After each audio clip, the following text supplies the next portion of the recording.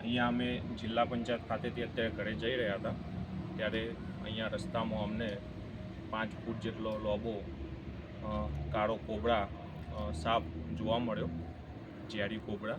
અને એ પછી ત્યાંથી પાર્કિંગ, જે જિલ્લા પંચાયતનું પાર્કિંગ છે અહીંયા, ત્યાં આગળ ગાડી પાછળ જતા રહ્યા કોબરા સાપ.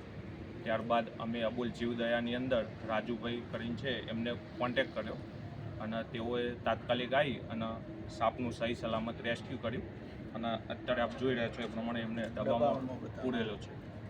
આ ગાડી જોડેથી પકડ્યા, આ સાહેબની ગાડી છે, ગાડી જોડેથી પકડ્યા,